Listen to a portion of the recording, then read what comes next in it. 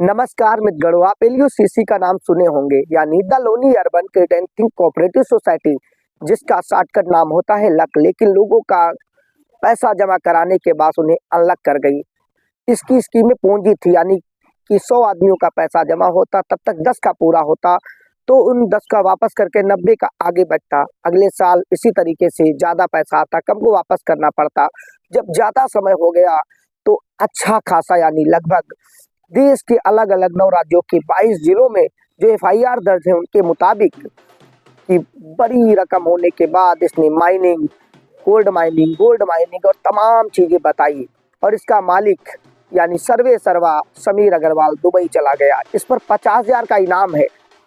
2 साल के लगभग का समय हो गया, इनाम का अमाउंट भी 50 से आगे नहीं बढ़ा और ना ही इसकी गिरफ्तारी हुई है। इसी तरह सबाम हुसैन और तमाम चट्टे बट्टे इसके थे। कई की ललितपुर पुलिस ने तत्परता से गिरफ्तारी की और कार्रवाई भी बहुत तेजी से हुई। उत्तराखंड के पीड़ित लगातार आंदोलन कर रहे हैं। लखनऊ, बाराबंकी, तमाम जगह पर पीड़ित और निवेशक अपने पैसे के लिए दर दर की ठोकर खा रहे हैं। हमारे कानून इतने सुस्त हैं कि एलयूसीसी के पीड़ितों को आज भी पैसा नहीं मिल पा रहा है। आश्वासन, ये तमाम चीजें एजेंटों का घर जमाकर्ता घेर रहे हैं और जमाकर्ता अपने पैसे को मरा हुआ मानकर परेशान और हैरान है। किसी की बेटी की शादी करना है, किसी के बच्चे की पढ़ाई, किसी की दवाई, किसी की क्या स्थिति, लेकिन एलयूसीसी के पीड़ित दर दर की ठोकर खा रहे हैं। शायद लगता है चुनाव अभी नजदीक नहीं है यूपी में और अन्य राज्यों में, इसलिए सरकारें भी सो रही हैं और एक्शन चुनाव के वक्त ही नजर आएगा। एलयूसीसी में आखिर ये रवैया क्यों है?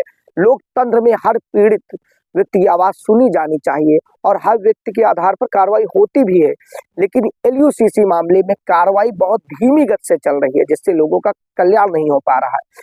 जिस मंत्रालय ने इसे लाइसेंस दिया था, उसने लाइसेंस को रद्द कर दिया है, इसकी अलग अलग सोसाइटियों का भी, और उसके बाद समापन हुआ है। लेकिन कार्रवाई जो धीमी गति से चल रही है, उससे पीड़ित अपने पैसे के लिए हैरान और परेशान है।